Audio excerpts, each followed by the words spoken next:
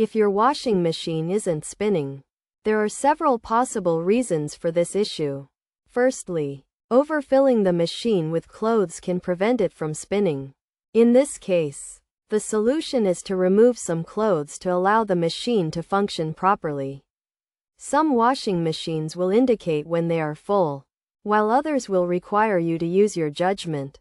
Another reason for this issue is an imbalance of clothes in the machine.